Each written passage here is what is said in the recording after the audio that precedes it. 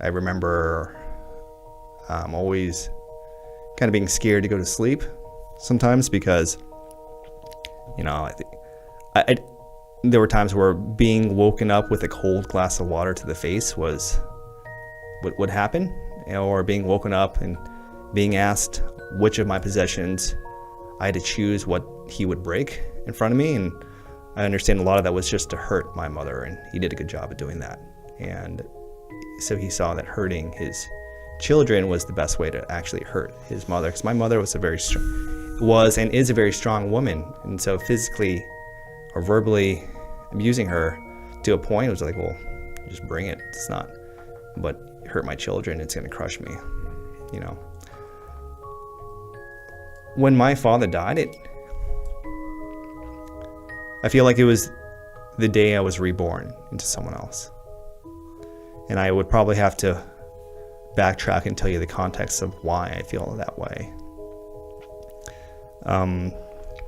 Towards the later years of high school, my mother had enough of the life she had been experiencing, and she would have left my father long ago, but it was really us, myself and my brother Jeff, that she couldn't leave behind to my father. And there's no way my father would have let her leave with us. That was not going to happen.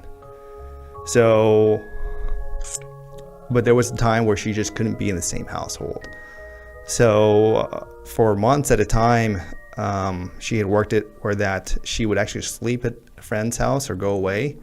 So at nighttime when my father came back, the food, like my mother would prepare dinner and food, but she would be somewhere else.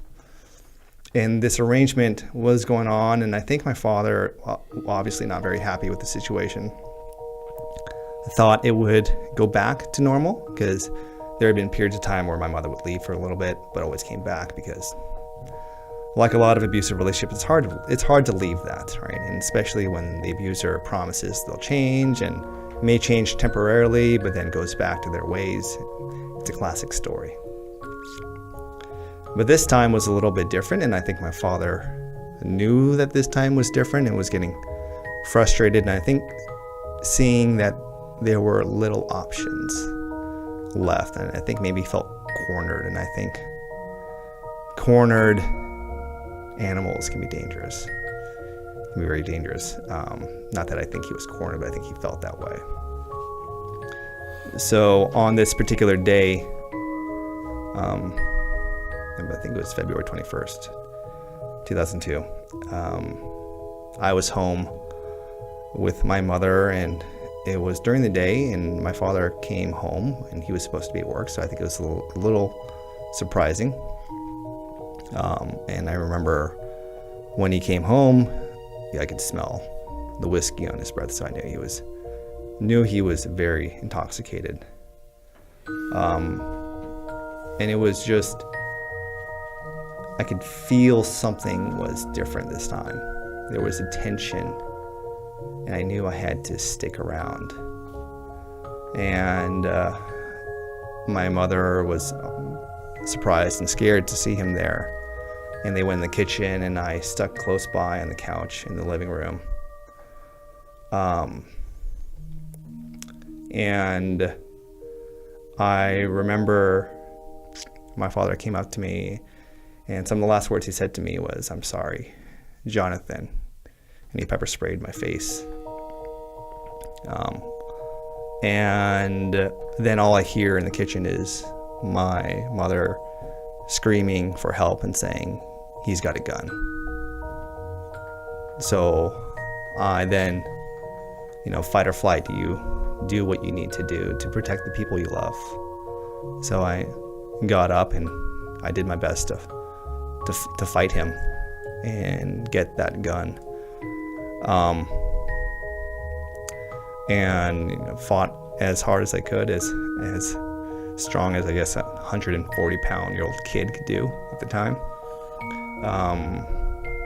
But I lost that fight. I still have a scar right around here from when my father was able to get a hold of a dumbbell nearby and smash my head in with it. And I think that kind of turned the fight, and he was able to get his gun out of his pocket. He shot it in the air, and it was,